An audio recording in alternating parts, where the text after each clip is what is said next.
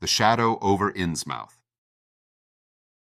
During the winter of 1927 to 28, federal government officials made a strange and secret investigation of certain conditions in the ancient Massachusetts seaport of Innsmouth.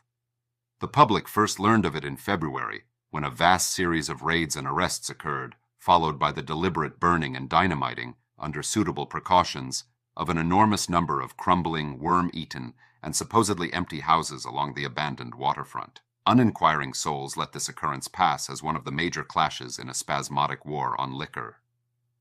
Keener news followers, however, wondered at the prodigious number of arrests, the abnormally large force of men used in making them, and the secrecy surrounding the disposal of the prisoners. No trials, or even definite charges were reported, nor were any of the captives seen thereafter in the regular jails of the nation.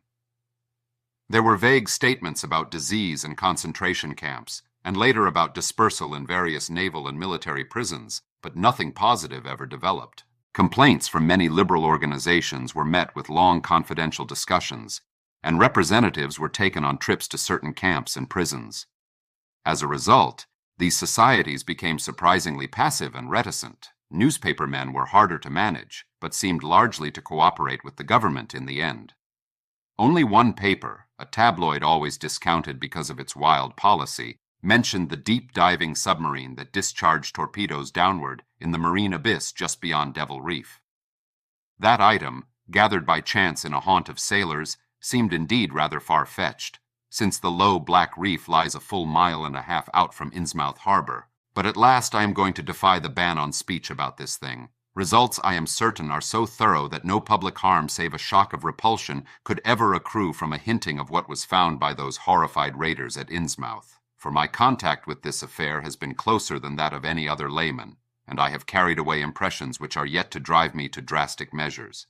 It was I who fled frantically out of Innsmouth in the early morning hours of July 16th, 1927, and whose frightened appeals for government inquiry and action brought on the whole reported episode. I was willing enough to stay mute while the affair was fresh and uncertain. But now that it is an old story, with public interest and curiosity gone, I have an odd craving to whisper about those few frightful hours in that ill-rumored and evilly shadowed seaport of death and blasphemous abnormality. I never heard of Innsmouth till the day before I saw it for the first and, so far, last time. I was celebrating my coming of age by a tour of New England, sightseeing, antiquarian, and genealogical, and had planned to go directly from ancient Newburyport to Arkham, whence my mother's family was derived. I had no car, but was traveling by train, trolley, and motor coach, always seeking the cheapest possible route. In Newburyport they told me that the steam train was the thing to take to Arkham, and it was only at the station ticket office, when I demurred at the high fare, that I learned about Innsmouth. The stout, shrewd-faced agent, whose speech showed him to be no local man, seemed sympathetic toward my efforts at economy, and made a suggestion that none of my other informants had offered. "You could take that old bus, I suppose," he said with a certain hesitation, "but it ain't thought much of hereabouts. It goes through Innsmouth. You may have heard about that. And so the people don't like it. Run by an Innsmouth fellow, Joe Sargent, but never gets any custom from here, or Arkham either, I guess. Leaves the square, front of Hammond's drugstore, at 10 a.m. and 7 p.m. unless they've changed lately. Looks like a terrible rattletrap. I've never been on it." That was the first I ever heard of shadowed Innsmouth. Any reference to a town not shown on common maps or listed in recent guidebooks would have interested me, and the agent's old manner of allusion roused something like real curiosity. So I asked the agent to tell me something about it. He was very deliberate, and spoke with an air of feeling slightly superior to what he said. "Innsmouth, well, it's a queer kind of town down at the mouth of the Manooksut. Used to be almost a city, quite a port before the War of 1812, but all gone to pieces in the last 100 years or so. No railroad now. B&M never went through, and the branch line from Rowley was given up years ago. More empty houses than there are people, I guess, and no business to speak of except fishing and lobstering. Everybody trades mostly either here or in Arkham or Ipswich. Once they had quite a few mills, but nothing's left now except one gold refinery running on the leanest kind of part-time. That refinery, though, used to be a big thing, and old man Marsh, who owns it, must be richer in Croesus. Queer old duck, though, and sticks mighty close in his home. He's supposed to have developed some skin disease or deformity late in life that makes him keep out of sight. Grandson of Captain Obed Marsh, who founded the business. His mother seems to have been some kind of foreigner. They say a South Sea Islander. So everybody raised Cain when he married an Ipswich girl 50 years ago. They always do that about Innsmouth people, and folks here and hereabouts always try to cover up any Innsmouth blood they have in them. But Marsh's children and grandchildren look just like anybody else, so far as I can see. I've had 'em pointed out to me here, though, come to think of it, the elder children don't seem to be around lately. Never saw the old man. And why is everybody so down on Innsmouth? Well, young fellow, you mustn't take too much stock in what people around here say. They're hard to get started, but once they do get started, they never let up. They've been telling things about Innsmouth, whispering 'em mostly, for the last 100 years, I guess, and I gather they're more scared than anything else. Some of the stories would make you laugh, about old Captain Marsh driving bargains with the devil and bringing imps out of hell to live in Innsmouth, or about some kind of devil worship and awful sacrifices in some place near the wharves that people stumbled on around 1845 or thereabouts. But I come from Panton, Vermont, and that kind of story don't go down with me. You ought to hear, though, what some of the old-timers tell about the Black Reef off the coast. Devil Reef, they call it. It's well above water a good part of the time, and never much below it. But at that, you could hardly call it an island. The story is that there's a whole legion of devils seen sometimes on that reef, sprawled about, or darting in and out of some kind of caves near the top. It's a rugged, uneven thing, a good bit over a mile out, and toward the end of shipping days, sailors used to make big detours just to avoid it. That is, sailors that didn't hail from Innsmouth. One of the things they had against old Captain Marsh was that he was supposed to land on it sometimes at night when the tide was right.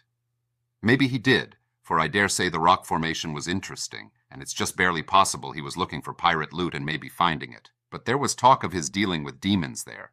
Fact is, I guess on the whole it was really the captain that gave the bad reputation to the reef. That was before the big epidemic of 1846, when over half the folks in Innsmouth was carried off. They never did quite figure out what the trouble was, but it was probably some foreign kind of disease brought from China or somewhere by the shipping. It surely was bad enough. There was riots over it, and all sorts of ghastly doings that I don't believe ever got outside of town, and it left the place in awful shape. Never came back. There can't be more than 300 or 400 people living there now. But the real thing behind the way folks feel is simply race prejudice, and I don't say I'm blaming those that hold it. I hate those Innsmouth folks myself, and I wouldn't care to go to their town. I suppose you know, though I can see you're a Westerner by your talk, what a lot our New England ships used to have to do with queer ports in Africa, Asia, the South Seas, and everywhere else, and what queer kinds of people they sometimes brought back with them. You've probably heard about the Salem man that came home with a Chinese wife, and maybe you know there's still a bunch of Fiji Islanders somewhere around Cape Cod. Well, there must be something like that back of the Innsmouth people. The place always was badly cut off from the rest of the country by marshes and creeks, and we can't be sure about the ins and outs of the matter. But it's pretty clear that old Captain Marsh must have brought home some odd specimens when he had all 3 of his ships in commission back in the 20s and 30s. There certainly is a strange kind of a streak in the Innsmouth folks today. I don't know how to explain it, but it sort of makes you crawl. You'll notice a little in Sargent if you take his bus. Some of 'em have queer, narrow heads with flat noses and bulgy, starey eyes that never seem to shut, and their skin ain't quite right. Rough and scabby, and the sides of their necks are all shriveled or creased up. Get bald, too. Very young. The older fellows look the worst. Fact is, I don't believe I've ever seen a very old chap of that kind. Guess they must die of looking in the glass. Animals hate 'em. They used to have lots of horse trouble before autos came in. Nobody can ever keep track of those people, and state school officials and census men have a devil of a time. You can bet that prying strangers ain't welcome around Innsmouth. I've heard personally of more than one business or government man that's disappeared there, and there's loose talk of one who went crazy and is out at Danvers now. They must have fixed up some awful scare for that fellow. That's why I wouldn't go at night if I was you. I've never been there and have no wish to go, but I guess a daytime trip couldn't hurt you, even though the people hereabouts will advise you not to make it. If you're just sightseeing and looking for old-time stuff, Innsmouth ought to be quite a place for you. And so I spent part of that evening at the Newburyport Public Library looking up data about Innsmouth. The Essex County histories on the library shelves had very little to say, except that the town was founded in 1643, noted for shipbuilding before the Revolution, a seat of great marine prosperity in the early 19th century, and later a minor factory center using the Manuxé as power. The epidemic and riots of 1846 were very sparsely treated, as if they formed a discredit to the country. References to decline were few, though the significance of the later record was unmistakable. After the Civil War, all industrial life was confined to the Marsh Refining Company, and the marketing of gold ingots formed the only remaining bit of major commerce, aside from the eternal fishing. Most interesting of all was a glancing reference to the strange jewelry vaguely associated with Innsmouth. It had evidently impressed the whole countryside more than a little, for mention was made of specimens in the Museum of Miskatonic University at Arkham, and in the display room of the Newburyport Historical Society. I resolved to see the local sample, said to be a large, queerly proportioned thing evidently meant for a tiara, if it could possibly be arranged.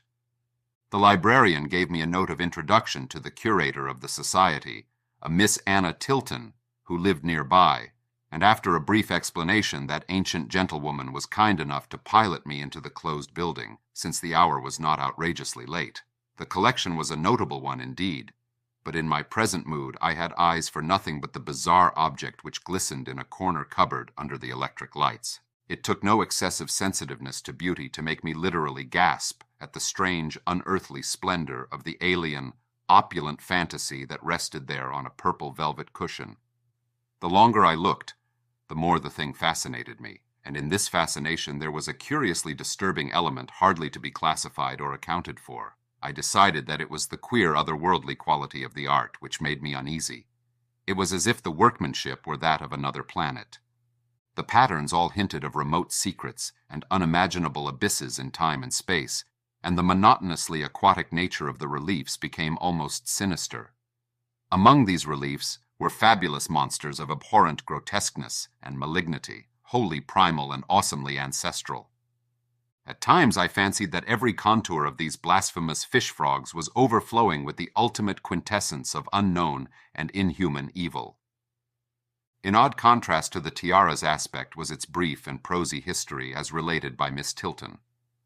It had been pawned for a ridiculous sum at a shop in State Street in 1873 by a drunken Innsmouth man shortly afterward killed in a brawl. Miss Tilton was inclined to believe that it formed part of some exotic pirate horde discovered by old Captain Obed Marsh. This view was surely not weakened by the insistent offers of purchase at a high price which the Marshes began to make as soon as they knew of its presence, and which they repeated to this day despite the society's unvarying determination not to sell.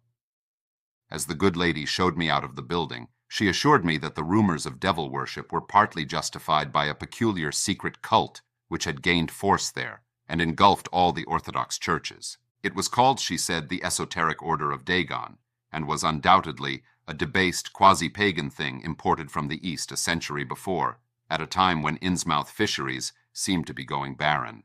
Its persistence among a simple people was quite natural in view of the sudden and permanent return of abundantly fine fishing, and it soon came to be the greatest influence on the town.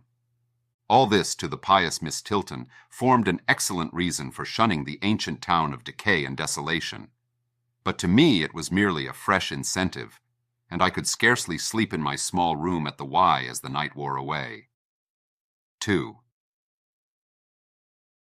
Shortly before 10 the next morning I stood with my one small valise in front of Hammond's drugstore in Old Market Square, waiting for the Innsmouth bus.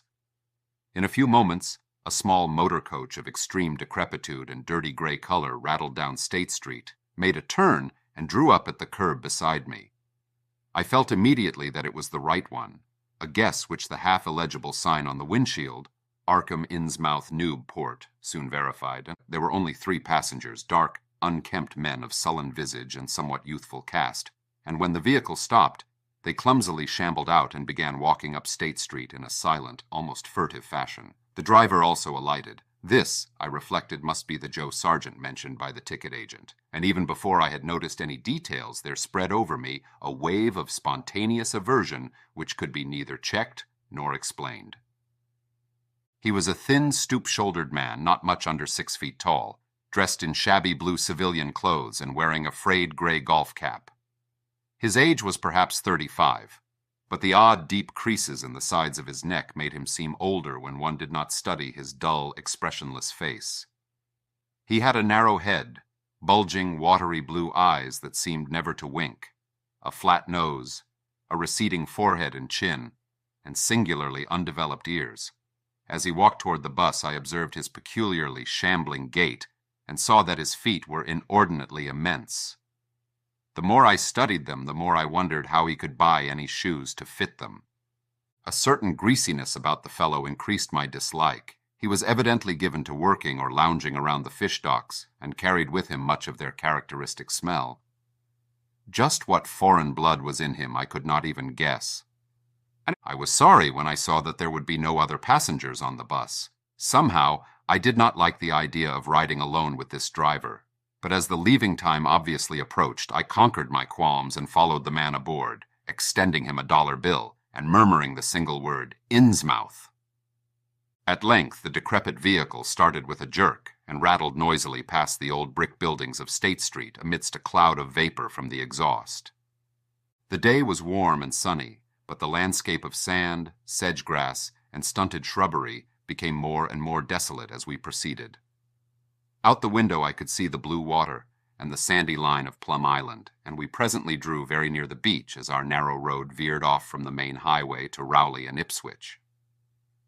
At last we lost sight of Plum Island and saw the vast expanse of the open Atlantic on our left.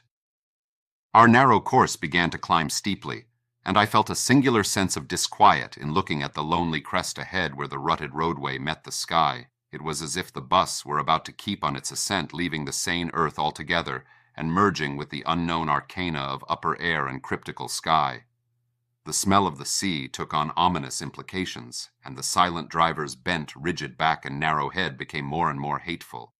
As I looked at him, I saw that the back of his head was almost as hairless as his face, having only a few straggling yellow strands upon a gray, scabrous surface. Then we reached the crest and beheld the outspread valley beyond, where the Manuxee joins the sea just north of the long line of cliffs that culminate in Kingsport Head.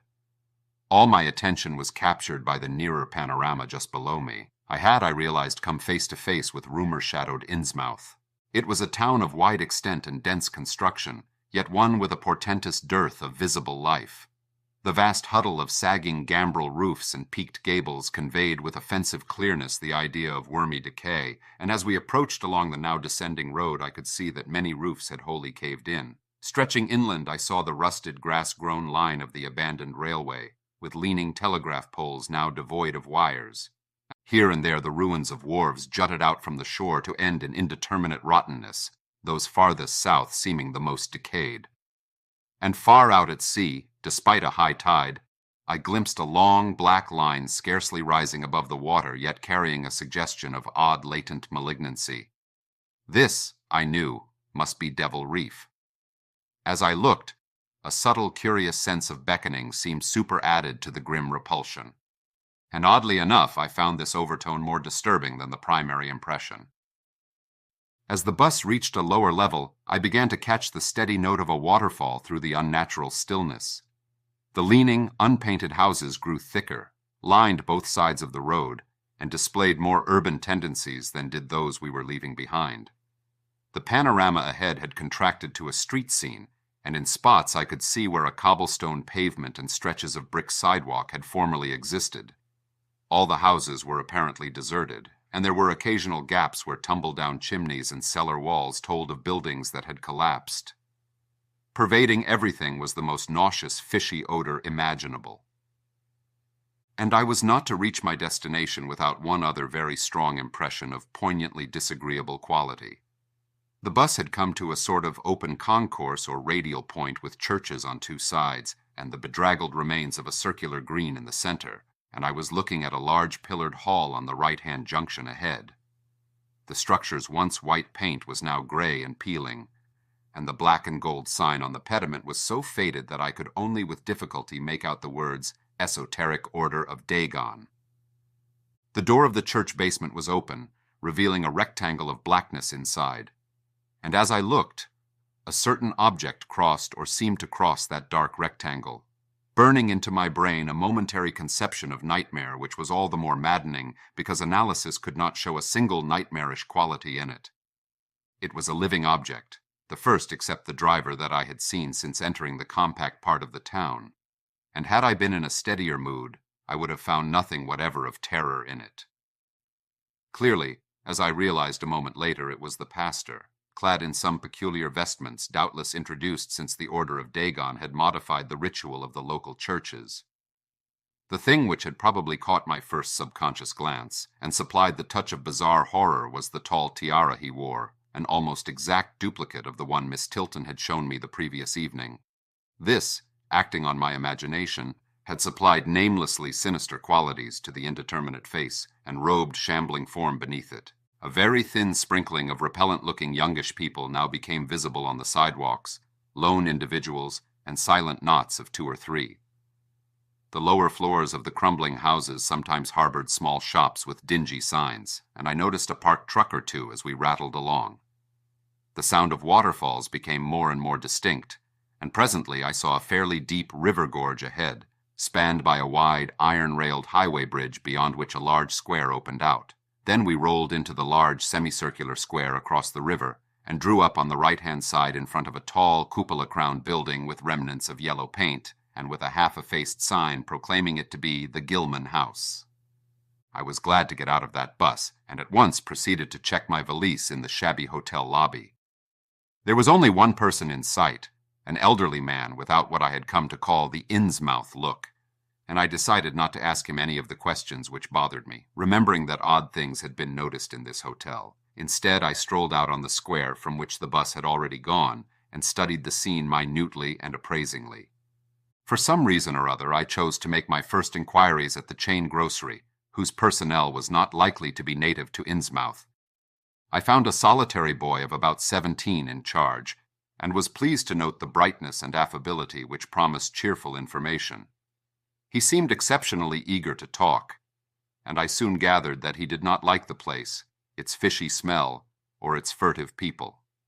His family did not like him to work in Innsmouth, but the chain had transferred him there, and he did not wish to give up his job. There was, he said, no public library or chamber of commerce in Innsmouth, but I could probably find my way about. The street I had come down was Federal. West of that were the fine old residence streets, Broad, Washington, Lafayette, and Adams, and east of it were the shoreward slums. Certain spots were almost forbidden territory, as he had learned at considerable cost. One must not, for example, linger much around the Marsh refinery, or around any of the still-used churches, or around the pillared order of Dagon Hall at New Church Green. Those churches were very odd, all violently disavowed by their respective denominations elsewhere, and apparently using the queerest kind of ceremonials and clerical vestments. As for the Innsmouth people, the youth hardly knew what to make of them. Their appearance, especially those staring, unwinking eyes which one never saw shut, was certainly shocking enough, and their voices were disgusting. It was awful to hear them chanting in their churches at night, and especially during their main festivals or revivals, which fell twice a year on April 30th and October 31st. They were very fond of the water, and swam a great deal in both river and harbor. Swimming races out to Devil Reef were very common, and everyone in sight seemed well able to share in this arduous sport. It would be of no use, my informant said, to ask the natives anything about the place. The only one who would talk was a very aged but normal-looking man who lived at the poorhouse on the north rim of the town and spent his time walking about or lounging around the fire station.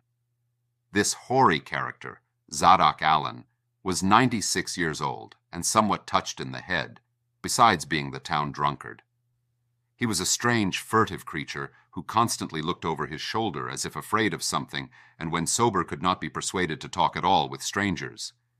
He was, however, unable to resist any offer of his favorite poison, and once drunk would furnish the most astonishing fragments of whispered reminiscence. After all, though, little useful data could be gained from him, since his stories were all insane, incomplete hints of impossible marvels and horrors which could have no source save in his own distorted fancy. Nobody ever believed him, but the natives did not like him to drink and talk with any strangers, and it was not always safe to be seen questioning him. It was probably from him that some of the wildest popular whispers and delusions were derived. The Marshes, together with the other three gently bred families of the town, the Waits, the Gilmans, and the Elliots, were all very retiring.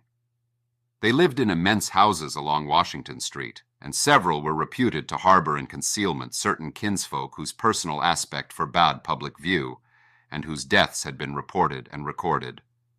Warning me that most of the street signs were down, the youth drew for my benefit a rough but ample and painstaking sketch map of the town's salient features.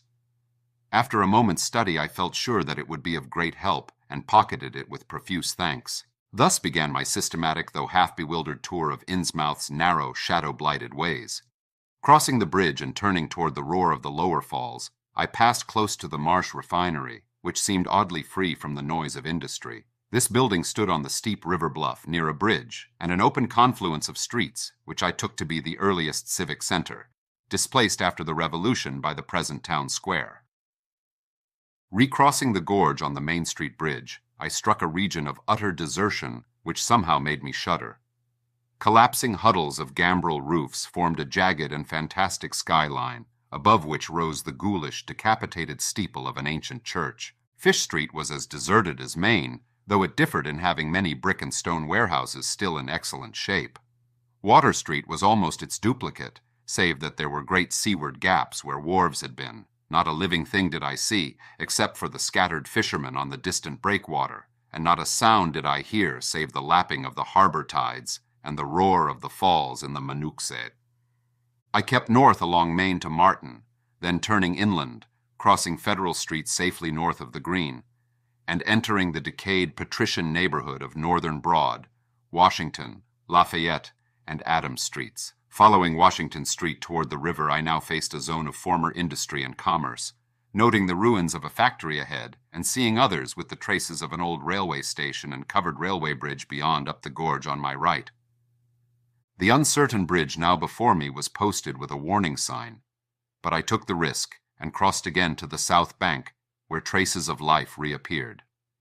Furtive, shambling creatures stared cryptically in my direction, and more normal faces eyed me coldly and curiously. Innsmouth was rapidly becoming intolerable, and I turned down Payne Street toward the square in the hope of getting some vehicle to take me to Arkham before the still distant starting time of that sinister bus. It was then that I saw the tumble-down fire station on my left, and noticed the red-faced, bushy-bearded, watery-eyed old man in nondescript rags who sat on a bench in front of it talking with a pair of unkempt but not abnormal-looking firemen. This, of course, must be Zadok Allen, the half-crazed, licorice nonagenarian whose tales of old Innsmouth and its shadow were so hideous and incredible. 3. I had been assured that the old man could do nothing but hint at wild, disjointed, and incredible legends, and I had been warned that the natives made it unsafe to be seen talking with him. Yet the thought of this aged witness to the town's decay, with memories going back to the early days of ships and factories, was a lure that no amount of reason could make me resist. Curiosity flared up beyond sense and caution, and in my youthful egotism I fancied I might be able to sift a nucleus of real history from the confused, extravagant outpouring I would probably extract with the aid of whiskey. A quart bottle of such was easily, though not cheaply, obtained in the rear of a dingy variety store just off the square in Elliott Street. Re-entering the square, I saw that luck was with me, for, shuffling out of Payne Street around the corner of the Gilman house, I glimpsed nothing less than the tall, lean, tattered form of old Zadok Allen himself. In accordance with my plan, I attracted his attention by brandishing my newly purchased bottle, and soon realized that he had begun to shuffle wistfully after me as I turned into Waite Street on my way to the most deserted region I could think of. Before I reached Main Street, I could hear a faint and wheezy, "Hey, mister," behind me, and I presently allowed the old man to catch up and take copious pulls from the quart bottle. I began putting out feelers as we walked along to Water Street and turned southward amidst the omnipresent desolation and crazily tilted ruins, but found that the aged tongue did not loosen as quickly as I had expected. At length I saw a grass-grown opening toward the sea between crumbling brick walls, with the weedy length of an earth and masonry wharf projecting beyond. Piles of moss-covered stones near the water promised tolerable seats, and the scene was sheltered from all possible view by a ruined warehouse on the north. About 4 hours remained for conversation if I were to catch the 8 o'clock coach for Arkham, and I began to dole out more liquor to the ancient tippler, meanwhile eating my own frugal lunch. In my donations, I was careful not to overshoot the mark, for I did not wish Zadok's vinous garrulousness to pass into a stupor. After an hour, his furtive taciturnity showed signs of disappearing, and something or other had caused his wandering gaze to light on the low, distant line of Devil Reef, then showing plainly and almost fascinatingly above the waves. He bent toward me, took hold of my coat lapel, and hissed out some hints that could not be mistaken. "There's where it all begun, that cursed place of all wickedness where the deep water starts. Gate of hell, sheer drop down to a bottom no soundin' line kin tech. Old Captain Obed done it, him that found out more'n was good for him in the South Sea Islands. Never was nobody like Captain Obed, old limb o' Satan, heh. I can mind him a-tellin' about furrin parts and callin' all the folks stupid for going to Christian meetin' and bearin' their burdens meek and lowly. Says they'd orter get better gods like some of the folks in the Injies. Gods as UD bring 'em good fishin' in return for their sacrifices, and UD really answer folks' prayers." Matt Elliott, his fust mate, talked a lot too, only he was agin folks doing any heathen things. Told about an island east of Otaheite where they was a lot of stone ruins older'n anybody knew anything about, kinda like them on Ponape and the Carolines, but with carvin's of faces that looked like the big statues on Easter Island. They was a little volcanic island near Thar too, where they was other ruins with different carvin's. Ruins all wore away like they'd been under the sea onct, and with pictures of awful monsters all over 'em. "Well, sir, Matty says the natives around there had all the fish they could catch, and sported bracelets and armlets and head rigs made out of a queer kind of gold and covered with pictures of monsters just like the ones carved over the ruins on the little island, sorter fish-like frogs, or frog-like fishes that was drawed in all kinds of positions, like they was human beings. Nobody could get out of them where they got all the stuff, and all the other natives wondered how they managed to find fish in plenty even when the very next islands had lean pickin's. Matt, he got to wonderin' too, and so did Captain Obed. Obed, he notices besides, that lots of the handsome young folks UD drop out of sight for good from year to year, and that they want many old folk around. Also, he thinks some of the folks looks derned queer even for Kanakas. It took Obed to get the truth out of them heathens. I don't know how he done it, but he begun by trading for the gold-like things they wore, asked 'em where they come from, and if they could get more, and finally wormed the story out of the old chief. Wallachia, they called him. Nobody but Obed UD ever believed the old yeller devil, but the Captain Cud read folks like they was books. Ha. Nobody never believes me now when I tell 'em, and I don't s'pose you will, young feller, though come to look at ye, you have kinda got them sharp readin' eyes like Obed had." The old man's whisper grew fainter, and I found myself shuddering at the terrible and sincere portentousness of his intonation, even though I knew his tale could be nothing but drunken fantasy. "Wal, sir, Obed he larnt that they's things on this arth as most folks never heard about, and wouldn't believe ef they did hear. It seems these Kanakas was sacrificin' heaps of their young men and maidens to some kind of god things that lived under the sea, and gettin' all kinds of favors in return. They met the things on the little islet with the queer ruins, and it seems them awful pictures of frogfish monsters was supposed to be pictures of these things. Maybe they was the kind of critters as got all the mermaid stories and sech started. They had all kinds of cities on the sea bottom, and this island was heaved up from thar. Seems they was some of the things alive in the stone buildings when the island come up sudden to the surface. That's how the Kanakas got wind they was down thar. Made sign talk as soon as they got over being skeert, and pieced up a bargain afore long. Them things liked human sacrifices, had 'em ages afore, but lost track of the upper world arter a time. What they done to the victims it ain't for me to say, and I guess Obed wa'n't none too sharp about askin'. But it was all right with the heathens because they'd been havin' a hard time and was desperate about everything. They give a sartin number of young folks to the sea things twict every year. May Eve and Halloween, reg'lar as could be. Also give some of the carved knickknacks they made. What the things agreed to give in return was a plenty of fish. They druv 'em in from all over the sea, and a few gold-like things now and then. When it come to mattin' with them toad-looking fishes, the Kanakas kinda balked, but finally they larnt something as put a new face on the matter. Seems that human folks has got a kind of relation to sech water beasts, that everything alive come out of the water onct, and only needs a little change to go back again. Them things told the Kanakas that ef they mixed bloods, there'd be children as UD look human at fust, but later turn more and more like the things, till finally they take to the water and jine the main lot of things down there. And this is the important part, young feller. Them as turned into fish things, and went into the water wouldn't never die. Them things never died except they was kilt violent. Wal, sir, it seems by the time Obed knowed them islanders, they was all full of fish blood from them deep water things. When they got old and begun to show it, they was kept hid until they felt like taking to the water and quitting the place. Some was more tech than others, and some never did change quite enough to take to the water. But mostly they turned out just the way them things said. Them as was born more like the things changed arly, but them as was nearly human sometimes stayed on the island till they was past 70, though they'd usually go down under for trial trips afore that. Folks as had took to the water generally come back a good deal to visit, so's a man UD often be a-talking to his own 5 times great-grandfather, who'd left the dry land a couple of 100 years or so afore. Everybody got out of the idea dying, except in canoe wars with the other islanders, or as sacrifices to the sea gods down below, or from snake bite or plague or sharp galloping ailments or something afore they could take to the water, but simply looked forward to a kind of change that wa'n't a bit horrible arter a while. They thought what they'd got was well with all they'd had to give up, and I guess Obed kind of come to think the same hisself when he'd chewed over old Wallacheia's story a bit. Wallachia, though, was one of the few as hadn't got none of the fish blood, being of a royal line that intermarried with royal lines on other islands. Wallachia give him a funny kind of thingamajig, made out of lead or something, that he said UD bring up the fish things from any place in the water where they might be a nest of 'em. The idea was to drop it down with the right kind of prayers and sich. Wallachia allowed as was the things was scattered all over the world, so's anybody that looked about could find a nest and bring 'em up if they was wanted.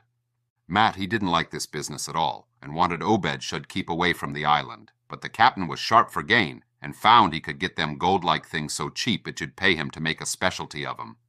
Things went on that way for years, and Obed got enough of that gold-like stuff to make him start the refinery in Waite's old run-down fullin' mill. Wall, come about 38, when I was 7-year-old, Obed he found the island people all wiped out between voyages. Seems the other islanders had got wind of what was going on and had took matters into their own hands. Suppose they must a had, arter all them old magic signs, as the sea thing says was the only things they was afeard of. No tellin' what any of them Kanakis will chance to get a holt of when the sea bottom throws up some island with ruins older'n the deluge. Pious cusses these was. They didn't leave nothin' standin' on either the main island or the little volcanic islet except what parts of the ruins was too big to knock down. That naturally hit Obed pretty hard, seeing as his normal trade was doing very poor. It hit the whole of Innsmouth, too, because in seafaring days what profited the master of a ship gently profited the crew proportionate. Most of the folks around the town took the hard times kind of sheep-like and resigned, but they was in bad shape because the fishin' was peterin' out, and the mills wa'n't doin' none too well. Then's the time Obed he begun a cursin' at the folks for bein' dull sheep and prayin' to a Christian heaven as didn't help 'em none. He told 'em he'd knowed of folks as prayed to gods that give something you really need, and says if a good bunch of men you'd stand by him, he could maybe get a holt of sartin powers as UD bring plenty of fish and quite a bit of gold. Here the old man faltered, mumbled, and lapsed into a moody and apprehensive silence, glancing nervously over his shoulder and then turning back to stare fascinatedly at the distant black reef. When I spoke to him, he did not answer, so I knew I would have to let him finish the bottle. He licked its nose and slipped it into his pocket, then beginning to nod and whisper softly to himself. I bent close to catch any articulate words he might utter, and thought I saw a sardonic smile behind the stained, bushy whiskers.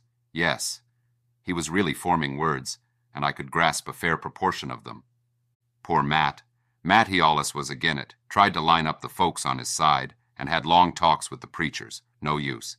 They run the Congregational parson out of town, and the Methodist feller quit. Never did see Resolved Babcock, the Baptist parson, again. Wrath of Jehovah. I was a mighty little critter, but I heard what I heard and seen what I seen. Dagon and Ashtoreth, Belial and Beelzebub, Golden Calf and the idols of Canaan and the Philistines, Babylonish abominations, Meene, Tekel, Upharsin.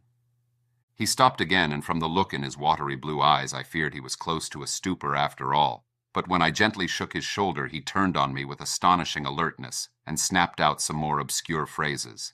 "Don't believe me, hey? Heh. Then just tell me, young feller, why Captain Obed and 20-odd other folks used to row out to Devil Reef in the dead of night and chant things so loud ye could hear 'em all over town when the wind was right. Tell me that, hey? And tell me why Obed was allus dropping heavy things down into the deep water t'other side of the reef, where the bottom shoots down like a cliff lower'n you kin sound. Tell me what he done with that funny-shaped lead thingamajig as Wallachia give him. Hey, boy. The watery blue eyes were almost savage and maniacal now, and the dirty white beard bristled electrically. Old Zadok probably saw me shrink back, for he began to cackle evilly. Heh, heh, heh, heh, beginning to see, hey? How about the night I took my pa's ship's glass up to a cupola and seed the reef a-bristlin' thick with shapes that dove off quick soon's the moon riz? Obed and the folks was in a dory, but them shapes dove off the far side into the deep water and never come up. How'd you like to be a little shaver alone up in a cupola a-watchin' shapes as want human shapes? Hey? Heh, heh, heh, heh. The old man was getting hysterical, and I began to shiver with a nameless alarm. He laid a gnarled claw on my shoulder, and it seemed to me that its shaking was not altogether that of mirth. Suppose one night you seed something heavy heaved off an Obed's dory beyond the reef, and then larned next day a young feller was missin' from home. Hey? Did anybody ever see hide or hair of Hiram Gilman again, did they? And Nick Pierce, and Llewellyn Waite, and Adoniram Southwick, and Henry Garrison, hey? Heh, heh. Well, sir, that was the time Obed begun to get on his feet again. Folks see his 3 darters a-wearing gold-like things as nobody'd never see on 'em afore, and smoke started comin' out of the refinery chimbly. Other folks was prosperin' too. Fish began to swarm into the harbor fit to kill, and heaven knows what size cargoes we begun to ship out to Newburyport, Arkham, and Boston. 'Twas then Obed got the old branch railroad put through. Remember, I ain't sayin' Obed was set on heaven things just like they was on that Kanaki Isle.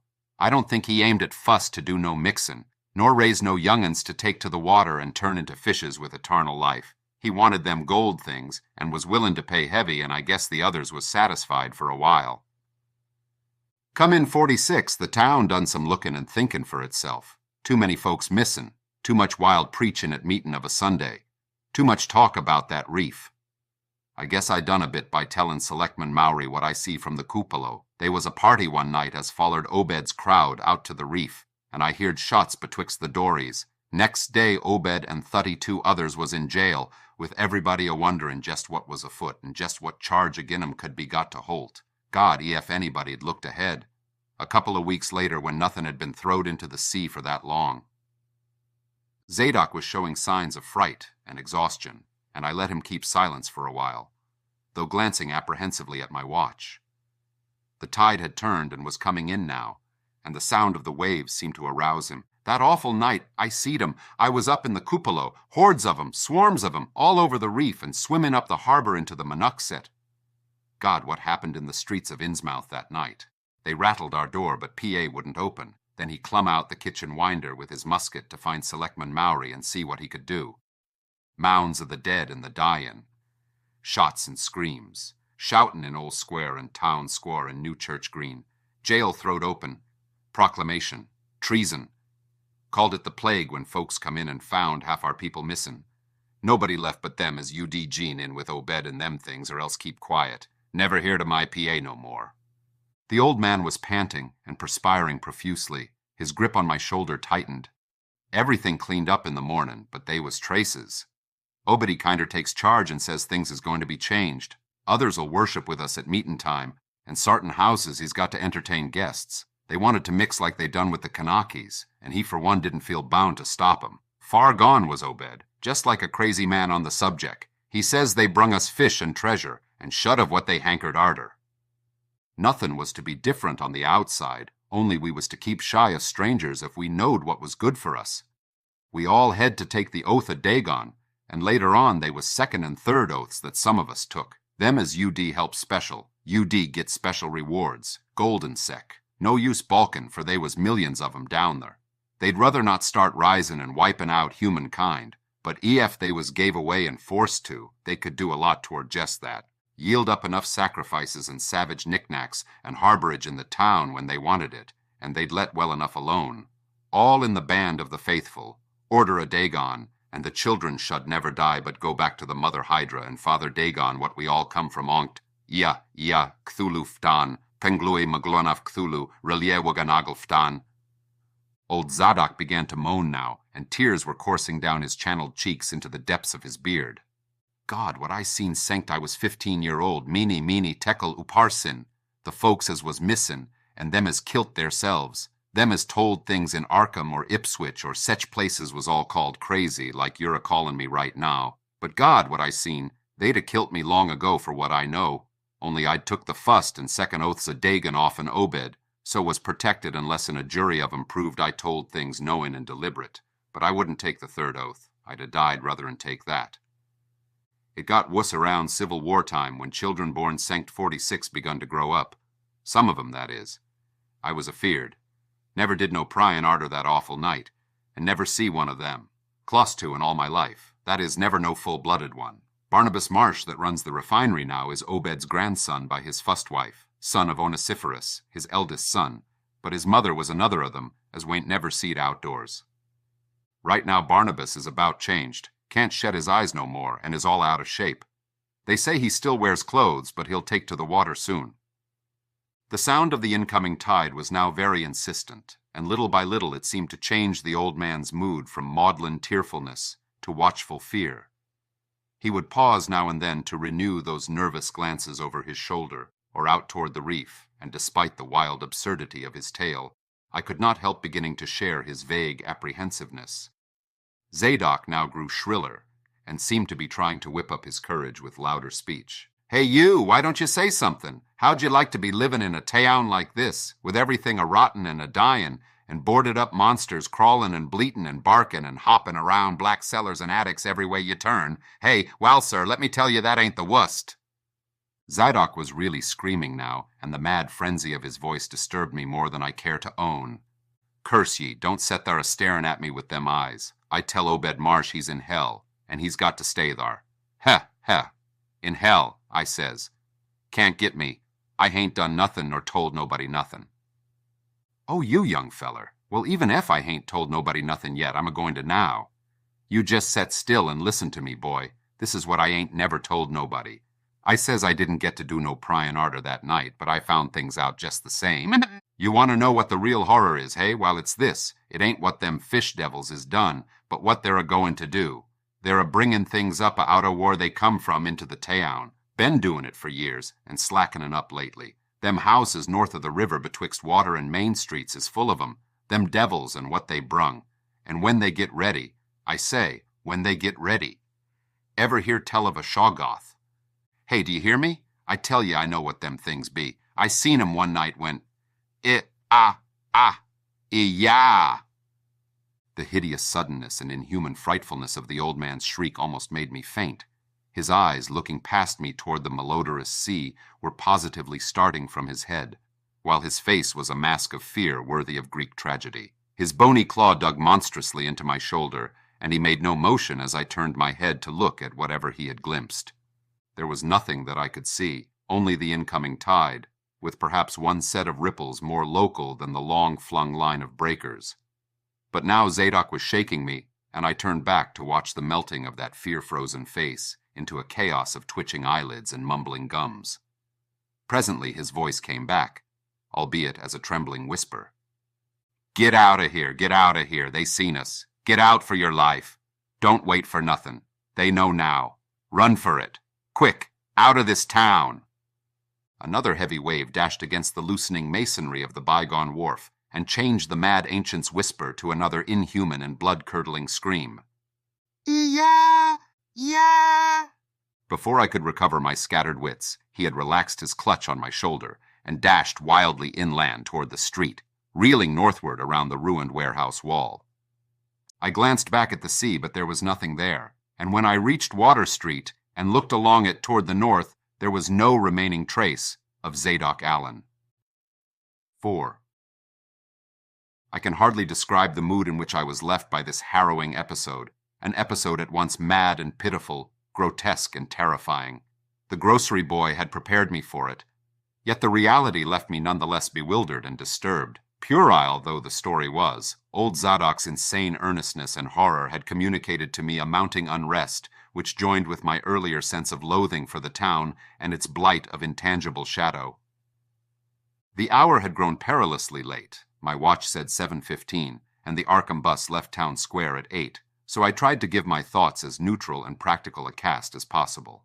Meanwhile, walking rapidly through the deserted streets of gaping roofs and leaning houses toward the hotel where I had checked my valise and would find my bus. Studying the grocery youth's map and seeking a route I had not traversed before, I chose Marsh Street instead of State for my approach to Town Square. Near the corner of Fall Street, I began to see scattered groups of furtive whisperers, and when I finally reached the square, I saw that almost all the loiterers were congregated around the door of the Gilman house. It seemed as if many bulging, watery, unwinking eyes looked oddly at me as I claimed my valise in the lobby, and I hoped that none of these unpleasant creatures would be my fellow passengers on the coach. The bus, rather early, rattled in with 3 passengers somewhat before 8, and an evil-looking fellow on the sidewalk muttered a few indistinguishable words to the driver. I was, it appeared, in very bad luck. There had been something wrong with the engine, despite the excellent time made from Newburyport, and the bus could not complete the journey to Arkham.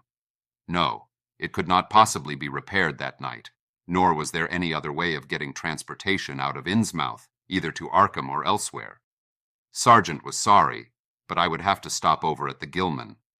Probably the clerk would make the price easy for me, but there was nothing else to do. Almost dazed by this sudden obstacle, and violently dreading the fall of night in this decaying and half-unlighted town, I left the bus and re-entered the hotel lobby, where the sullen, queer-looking night clerk told me I could have room 428 on next the top floor, large but without running water, for $1.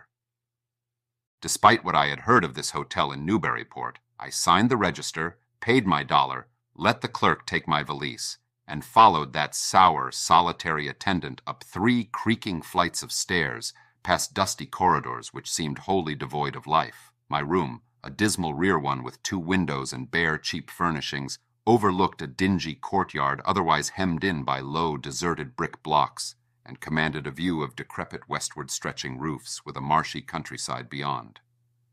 At the end of the corridor was a bathroom, a discouraging relique with ancient marble bowl, tin tub, faint electric light, and musty wooden paneling around all the plumbing fixtures.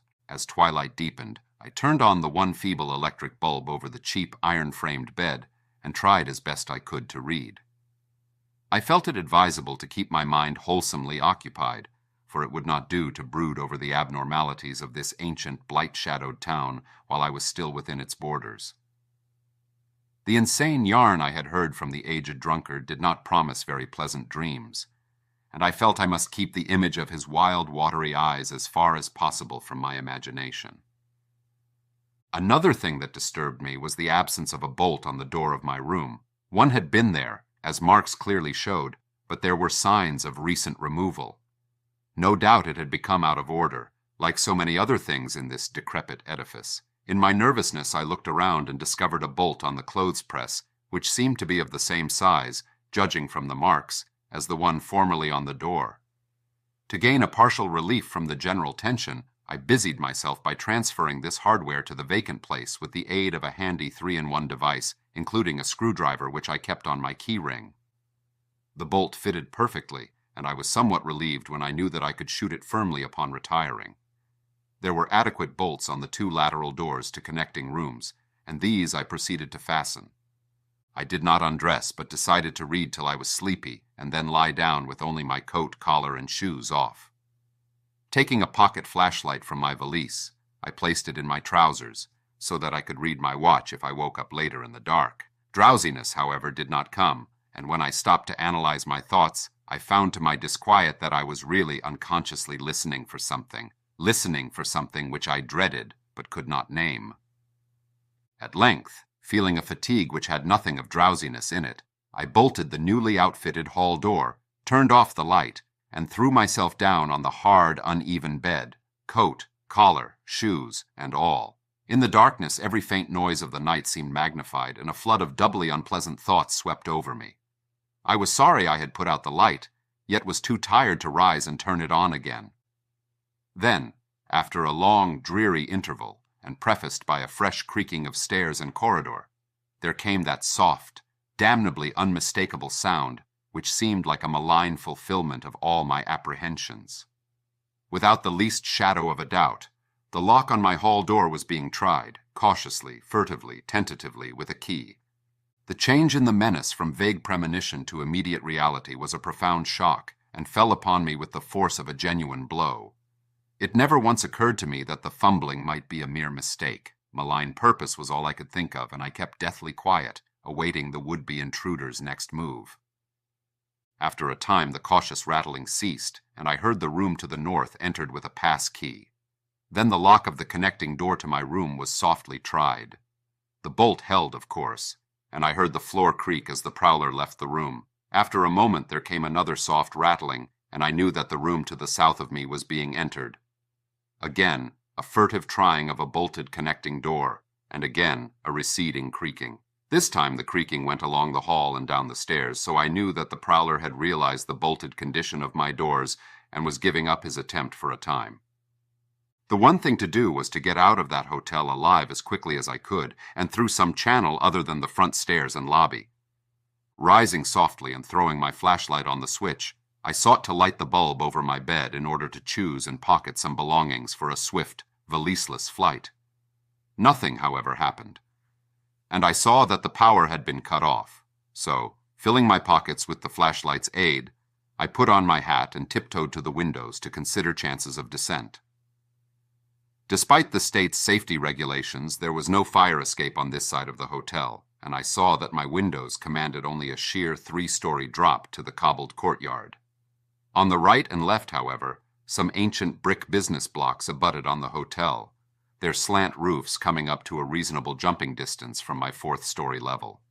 To reach either of these lines of buildings, I would have to be in a room 2 doors from my own, in one case on the north and in the other case on the south, and my mind instantly set to work calculating what chances I had of making the transfer. First, I reinforced my own outer door by pushing the bureau against it, little by little, in order to make a minimum of sound. Then, gathering from the grocery boy's map that the best route out of town was southward, I glanced first at the connecting door on the south side of the room.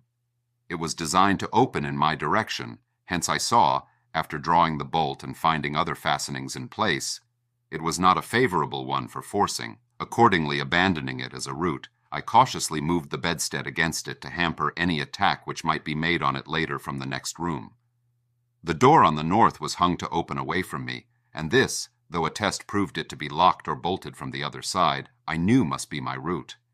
If I could gain the roofs of the buildings in Payne Street and descend successfully to the ground level, I might perhaps dart through the courtyard and the adjacent or opposite buildings to Washington or Bates, or else emerge in Payne and edge around southward into Washington. In any case, I would aim to strike Washington somehow and get quickly out of the town square region. My preference would be to avoid Payne, since the fire station there might be open all night. I was irresolutely speculating on when I had better attack the northward door and on how I could least audibly manage it, when I noticed that the vague noises underfoot had given place to a fresh and heavier creaking of the stairs. A wavering flicker of light showed through my transom, and the boards of the corridor began to groan with a ponderous load. Muffled sounds of possible vocal origin approached, and at length a firm knock came at my outer door. For a moment I simply held my breath and waited. Eternities seemed to elapse, and the nauseous, fishy odor of my environment seemed to mount suddenly and spectacularly. Then the knocking was repeated, continuously and with growing insistence. I knew that the time for action had come, and forthwith drew the bolt of the northward connecting door, bracing myself for the task of battering it open. The knocking waxed louder, and I hoped that its volume would cover the sound of my efforts. At last, beginning my attempt, I lunged again and again at the thin paneling with my left shoulder, heedless of shock or pain. Finally, the connecting door gave, but with such a crash that I knew those outside must have heard. Instantly, the outside knocking became a violent battering, while keys sounded ominously in the hall doors of the rooms on both sides of me. Rushing through the newly opened connection, I succeeded in bolting the northerly hall door before the lock could be turned. But even as I did so, I heard the hall door of the third room, the one from whose window I had hoped to reach the roof below, being tried with a pass key. For an instant I felt absolute despair, since my trapping in a chamber with no window egress seemed complete. Then, with a dazed automatism, I made for the next connecting door and performed the blind motion of pushing at it in an effort to get through. Sheer fortunate chance gave me my reprieve, for the connecting door before me was not only unlocked, but actually ajar. In a second I was through, and had my right knee and shoulder against a hall door which was visibly opening inward. My pressure took the opener off guard, for the thing shut as I pushed, so that I could slip the well-conditioned bolt as I had done with the other door. As I gained this respite, I heard the battering at the two other doors abate, while a confused clatter came from the connecting door I had shielded with the bedstead. Evidently, the bulk of my assailants had entered the southerly room and were massing in a lateral attack. But at the same moment, a pass key sounded in the next door to the north, and I knew that a nearer peril was at hand. The northward connecting door was wide open, but there was no time to think about checking the already turning lock in the hall. All I could do was to shut and bolt the open connecting door, as well as its mate on the opposite side, pushing a bedstead against the one and a bureau against the other, and moving a washstand in front of the hall door. I must, I saw, trust to such makeshift barriers to shield me till I could get out the window and on the roof of the Payne Street block. But even in this acute moment, my chief horror was something apart from the immediate weakness of my defenses. I was shuddering because not one of my pursuers, despite some hideous pantings, gruntings, and subdued barkings at odd intervals, was uttering an intelligible vocal sound. As I moved the furniture and rushed toward the windows, I heard a frightful scurrying along the corridor toward the room north of me, and perceived that the southward battering had ceased. Plainly, most of my opponents were about to concentrate against the feeble connecting door which they knew must open directly on me. Outside, the moon played on the ridgepole of the block below, and I saw that the jump would be desperately hazardous because of the steep surface on which I must land. The clatter at the northerly connecting door was now terrific, and I saw that the weak paneling was beginning to splinter. Obviously, the besiegers had brought some ponderous object into play as a battering ram. The bedstead, however, still held firm, so that I had at least a faint chance of making good my escape. As I opened the window, I noticed that it was flanked by heavy velour draperies suspended from a pole by brass rings, and also that there was a large projecting catch for the shutters on the exterior.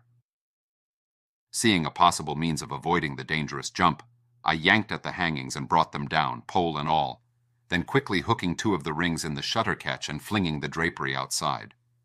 The heavy folds reached fully to the abutting roof, and I saw that the rings and catch would be likely to bear my weight.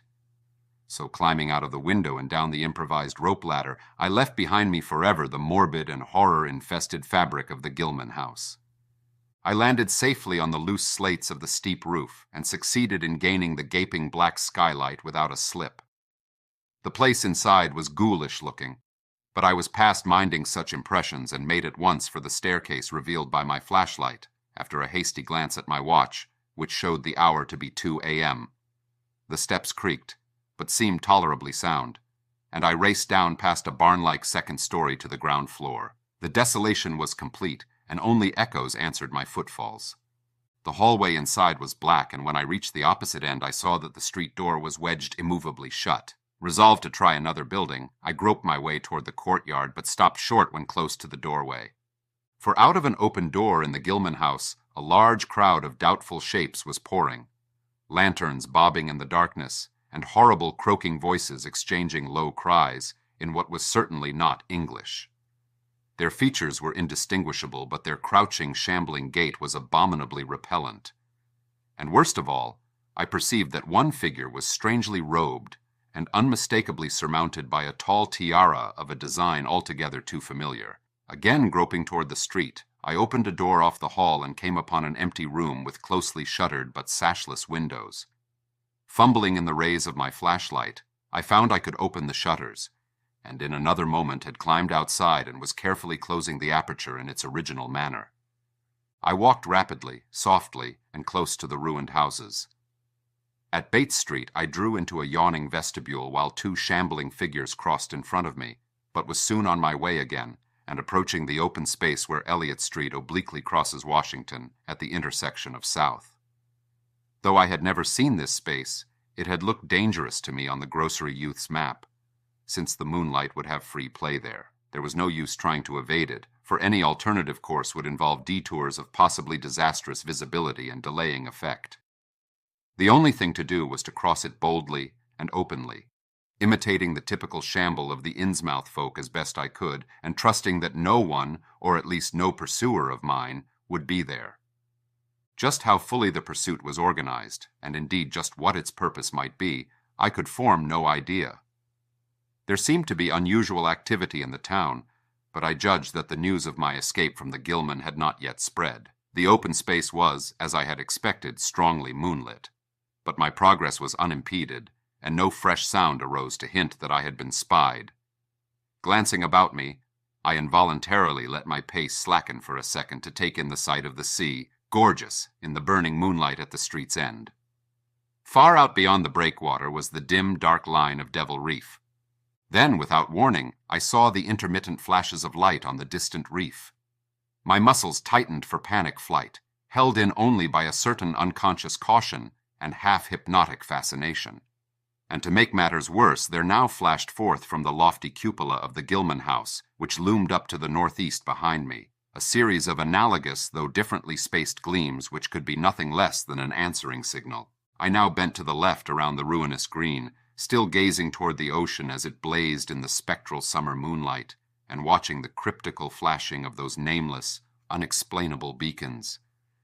It was then that the most horrible impression of all was borne in upon me, the impression which destroyed my last vestige of self-control and sent me running frantically southward past the yawning black doorways and fishily staring windows of that deserted nightmare street. For at a closer glance, I saw that the moonlit waters between the reef and the shore were far from empty. They were alive with a teeming horde of shapes swimming inward toward the town.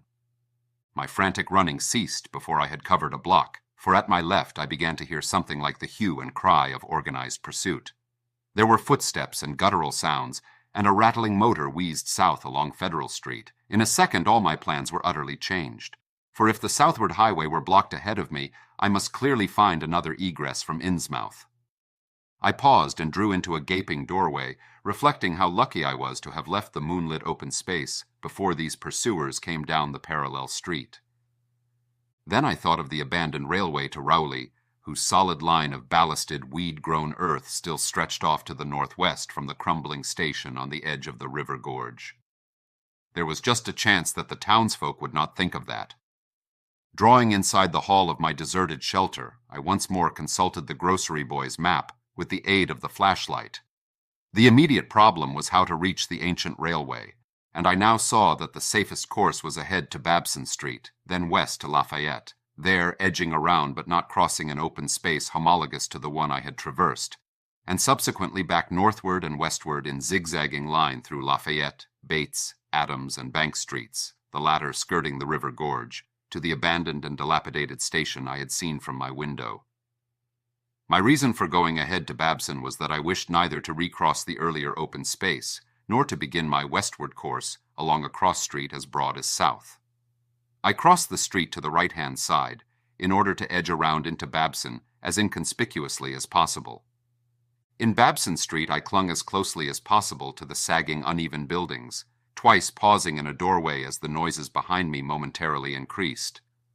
The open space ahead shone wide and desolate under the moon, but my route would not force me to cross it. During my second pause, I began to detect a fresh distribution of the vague sounds, and upon looking cautiously out from cover, beheld a motor car darting across the open space, bound outward along Elliott Street. As I watched, choked by a sudden rise in the fishy odor after a short abatement, I saw a band of uncouth, crouching shapes loping and shambling in the same direction, and knew that this must be the party guarding the Ipswich Road, since that highway forms an extension of Elliott Street.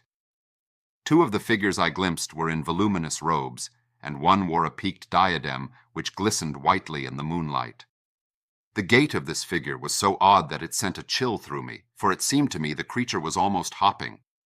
When the last of the band was out of sight, I resumed my progress, darting around the corner into Lafayette Street, and crossing Elliott very hurriedly lest stragglers of the party be still advancing along that thoroughfare. I did hear some croaking and clattering sounds far off toward Town Square, but accomplished the passage without disaster. My greatest dread was in recrossing broad and moonlit South Street, with its seaward view, and I had to nerve myself for the ordeal. Someone might easily be looking, and possible Elliott Street stragglers could not fail to glimpse me from either of 2 points. At the last moment I decided I had better slacken my trot and make the crossing as before in the shambling gait of an average Innsmouth native. I had not quite crossed the street when I heard a muttering band advancing along Washington from the north. As they reached the broad open space where I had had my first disquieting glimpse of the moonlit water, I could see them plainly only a block away, and was horrified by the bestial abnormality of their faces and the dog-like subhumanness of their crouching gait. One man moved in a positively simian way, with long arms frequently touching the ground, while another figure, robed and tiara'd, seemed to progress in an almost hopping fashion. I judged this party to be the one I had seen in the Gilman's courtyard, the one, therefore, most closely on my trail. As some of the figures turned to look in my direction, I was transfixed with fright, yet managed to preserve the casual, shambling gait I had assumed. To this day I do not know whether they saw me or not. If they did, my stratagem must have deceived them, for they passed on across the moonlit space without varying their course, meanwhile croaking and jabbering in some hateful guttural patois I could not identify. Once more in shadow, I resumed my former dog trot past the leaning and decrepit houses that stared blankly into the night. Having crossed to the western sidewalk, I rounded the nearest corner into Bates Street, where I kept close to the buildings on the southern side. At last I saw the ancient arcaded station, or what was left of it, and made directly for the tracks that started from its farther end. The rails were rusty but mainly intact, and not more than half the ties had rotted away. Walking or running on such a surface was very difficult, but I did my best, and on the whole made very fair time. For some distance the line kept on along the gorge's brink, but at length I reached the long, covered bridge, where it crossed the chasm at a dizzy height. The condition of this bridge would determine my next step. If humanly possible, I would use it. If not, I would have to risk more street wandering and take the nearest intact highway bridge. The vast barn-like length of the old bridge gleamed spectrally in the moonlight, and I saw that the ties were safe for at least a few feet within. Entering, I began to use my flashlight, and was almost knocked down by the cloud of bats that flapped past me. About halfway across there was a perilous gap in the ties which I feared for a moment would halt me, but in the end I risked a desperate jump which fortunately succeeded. I was glad to see the moonlight again when I emerged from that macabre tunnel. The old tracks crossed River Street at a grade, and at once veered off into a region increasingly rural, and with less and less of Innsmouth's abhorrent fishy odor. Here the dense growth of weeds and briars hindered me, and cruelly tore my clothes, but I was none the less glad that they were there to give me concealment in case of peril. I knew that much of my route must be visible from the Rowley Road. The marshy region began very shortly, with the single track on a low, grassy embankment. Then came a sort of island of higher ground, where the line passed through a shallow open cut choked with bushes and brambles. I was very glad of this partial shelter, since at this point the Rowley Road was uncomfortably near according to my window view. Just before entering the cut, I glanced behind me but saw no pursuer. The ancient spires and roofs of decaying Innsmouth gleamed lovely and ethereal in the magic yellow moonlight, and I thought of how they must have looked in the old days before the shadow fell. Then, as my gaze circled inland from the town, something less tranquil arrested my notice and held me immobile for a second. What I saw, or fancied I saw, was a disturbing suggestion of undulant motion far to the south. A suggestion which made me conclude that a very large horde must be pouring out of the city along the level Ipswich road. The distance was great, and I could distinguish nothing in detail, but I did not at all like the look of that moving column. All sorts of unpleasant conjectures crossed my mind. I thought of those very extreme Innsmouth types said to be hidden in crumbling, centuried warrens near the waterfront. I thought, too, of those nameless swimmers I had seen. Counting the parties so far glimpsed, as well as those presumably covering other roads, the number of my pursuers must be strangely large for a town as depopulated as Innsmouth. Who were they? Why were they here? And if such a column of them was scouring the Ipswich road, would the patrols on the other roads be likewise augmented? I had entered the brush-grown cut and was struggling along at a very slow pace, when that damnable fishy odor again waxed dominant. There were sounds, too, a kind of wholesale colossal flopping or pattering which somehow called up images of the most detestable sort, and then both stench and sounds grew stronger, so that I paused shivering and grateful for the cut's protection. It was here, I recalled, that the Rowley Road drew so close to the old railway before crossing westward and diverging. Something was coming along that road, and I must lie low till its passage and vanishment in the distance. Crouched in the bushes of that sandy cleft, I felt reasonably safe, even though I knew the searchers would have to cross the track in front of me not much more than 100 yards away. I would be able to see them, but they could not, except by a malign miracle, see me. All at once I began dreading to look at them as they passed. I saw the close moonlit space where they would surge by, and had curious thoughts about the irredeemable pollution of that space. They would perhaps be the worst of all Innsmouth types, something one would not care to remember. The stench waxed overpowering, and the noises swelled to a bestial babble of croaking, baying, and barking, without the least suggestion of human speech. Were these indeed the voices of my pursuers? That flopping or pattering was monstrous. I could not look upon the degenerate creatures responsible for it. I would keep my eyes shut till the sounds receded toward the west. The horde was very close now, the air foul with their hoarse snarlings, and the ground almost shaking with their alien-rhythmed footfalls. My breath nearly ceased to come, and I put every ounce of willpower into the task of holding my eyelids down. I am not even yet willing to say whether what followed was a hideous actuality or only a nightmare hallucination.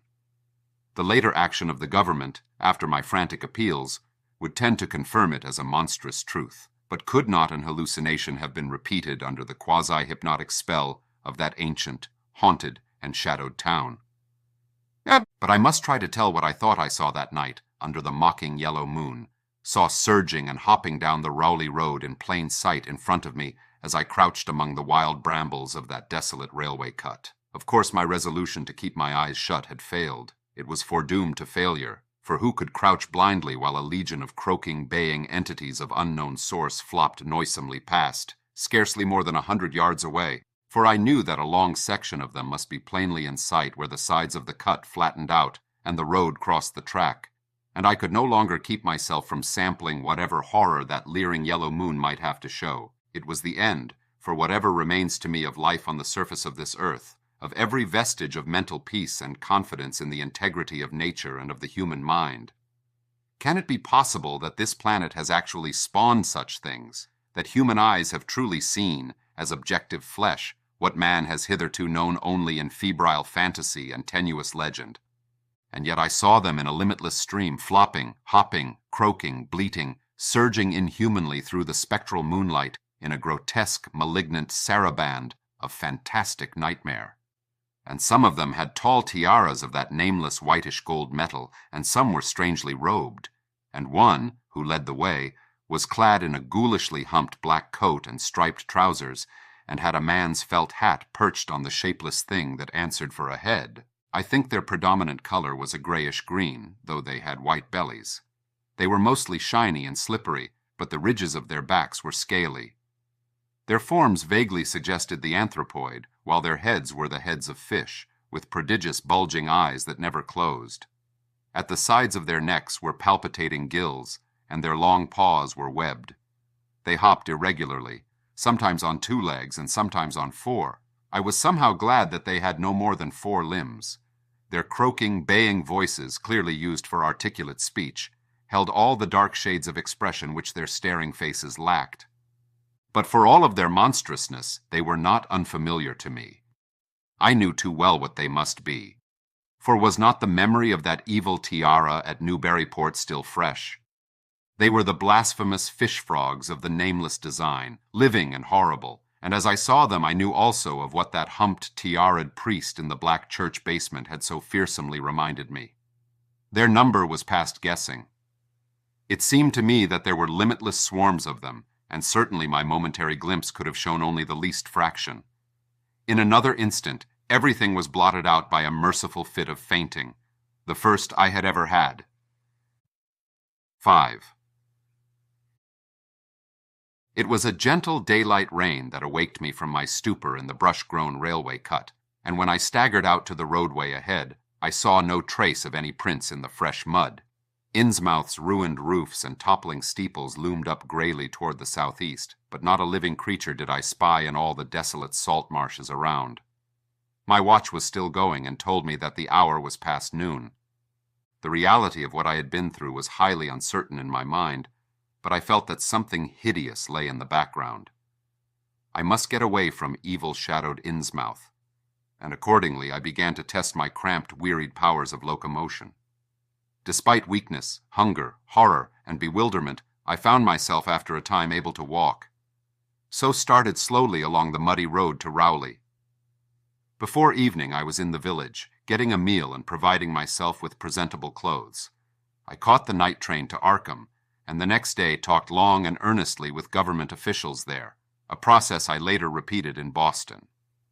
With the main result of these colloquies the public is now familiar, and I wish for normality's sake there were nothing more to tell. Perhaps it is madness that is overtaking me, yet perhaps a greater horror, or a greater marvel, is reaching out. I dared not look for that piece of strange jewelry said to be in the Miskatonic University Museum. I did, however, improve my stay in Arkham by collecting some genealogical notes I had long wished to possess. Very rough and hasty data, it is true, but capable of good use later on when I might have time to collate and codify them.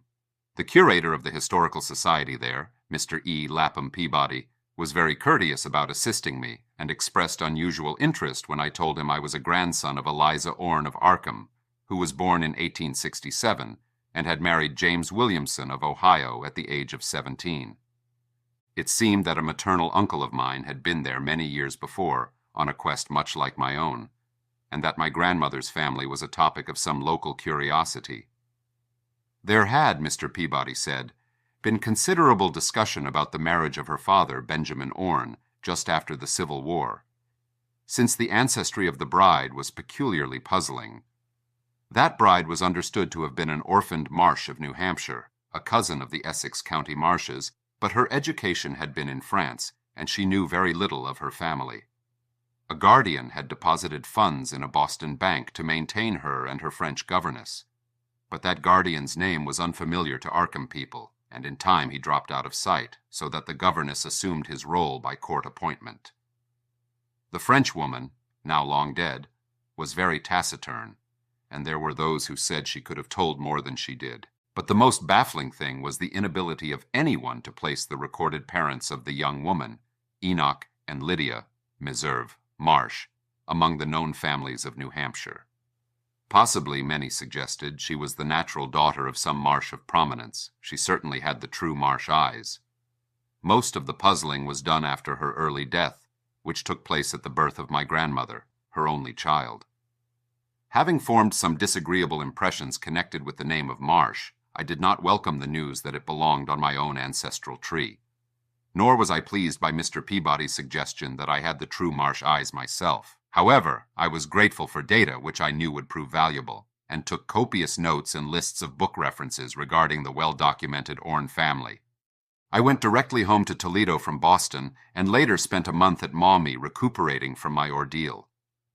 In September I entered Oberlin for my final year, and from then till the next June was busy with studies and other wholesome activities, reminded of the bygone terror only by occasional official visits from government men in connection with the campaign which my pleas and evidence had started.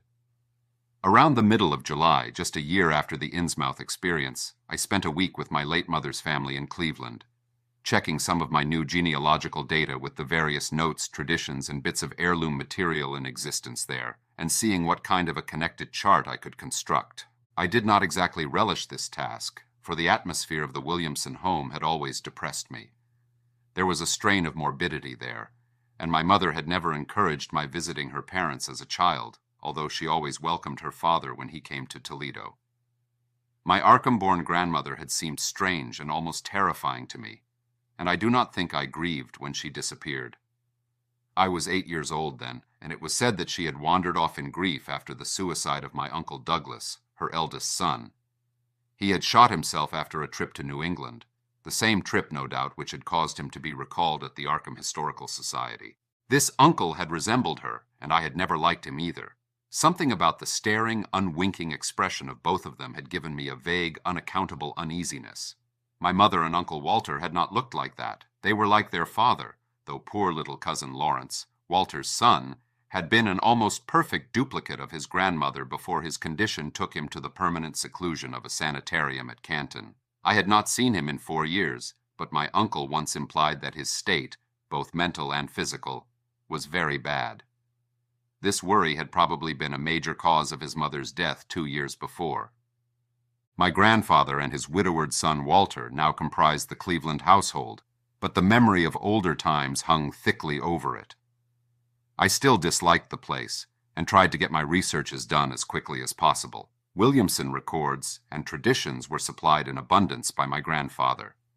Though for Orne material, I had to depend on my Uncle Walter, who put at my disposal the contents of all his files, including notes, letters, cuttings, heirlooms, photographs, and miniatures.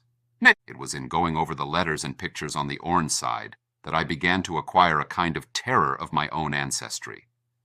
As I have said, my grandmother and Uncle Douglas had always disturbed me. Now, years after their passing, I gazed at their pictured faces with a measurably heightened feeling of repulsion and alienation. I could not at first understand the change, but gradually a horrible sort of comparison began to obtrude itself on my unconscious mind, despite the steady refusal of my consciousness to admit even the least suspicion of it.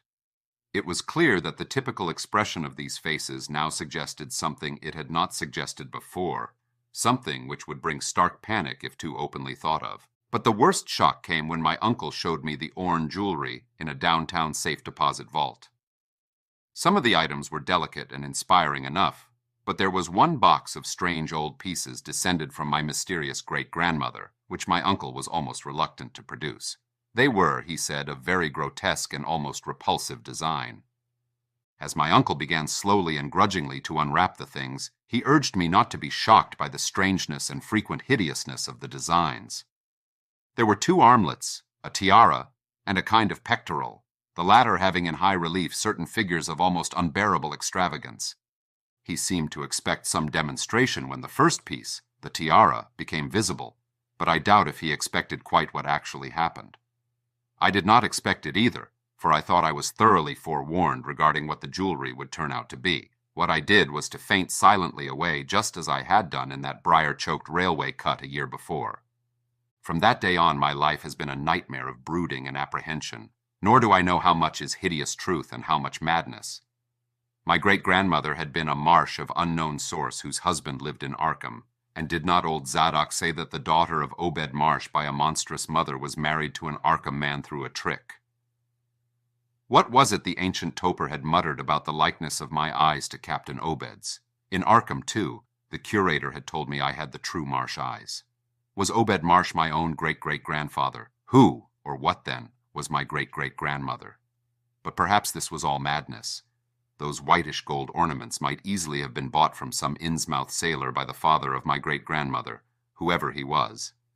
And that look in the staring-eyed faces of my grandmother and self-slain uncle might be sheer fancy, bolstered up by the Innsmouth shadow which had so darkly colored my imagination.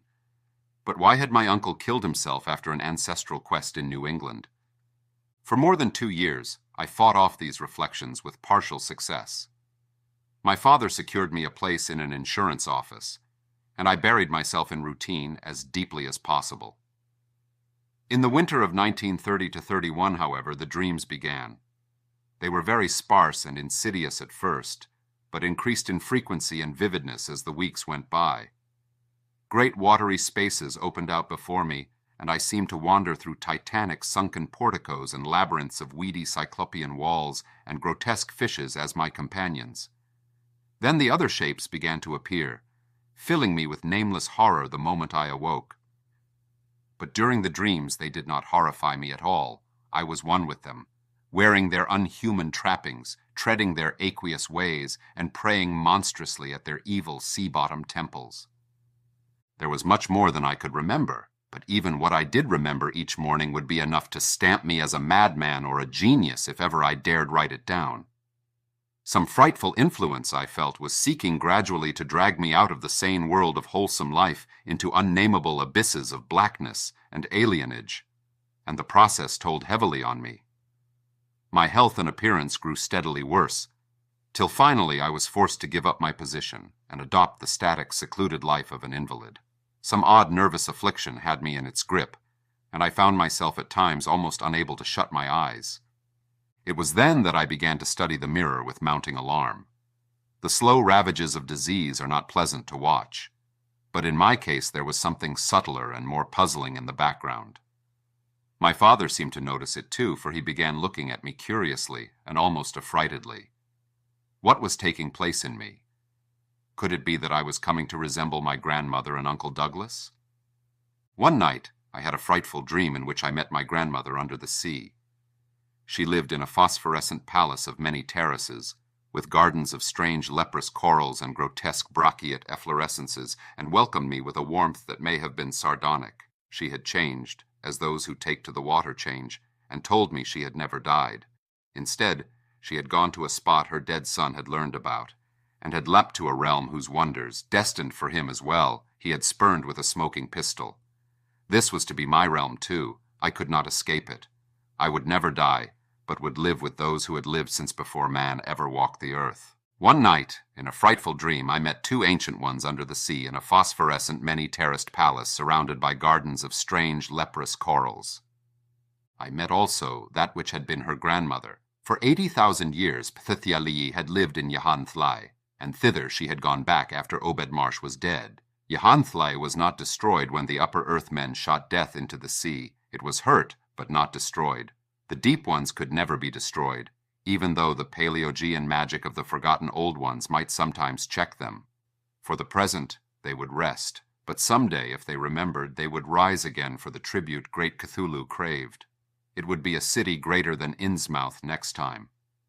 They had planned to spread, and had brought up that which would help them, but now they must wait once more. For bringing the Upper Earth men's death I must do a penance, but that would not be heavy. This was the dream in which I saw a Shoggoth for the first time, and the sight set me awake in a frenzy of screaming. That morning the mirror definitely told me I had acquired the Innsmouth look. So far I have not shot myself as my Uncle Douglas did. I bought an automatic and almost took the step, but certain dreams deterred me. The tense extremes of horror are lessening, and I feel queerly drawn toward the unknown sea deeps instead of fearing them. I hear and do strange things in sleep, and awake with a kind of exaltation instead of terror. I do not believe I need to wait for the full change, as most have waited. If I did, my father would probably shut me up in a sanitarium, as my poor little cousin is shut up. Stupendous and unheard-of splendors await me below, and I shall seek them soon. Ya Rilye, Cthulhu, Fatan, Ia. No, I shall not shoot myself. I cannot be made to shoot myself. I shall plan my cousin's escape from that Canton madhouse, and together we shall go to marvel-shadowed Innsmouth. We shall swim out to that brooding reef in the sea, and dive down through black abysses to Cyclopean and many-columned Yahantlai, and in that lair of the Deep Ones we shall dwell amidst wonder and glory forever.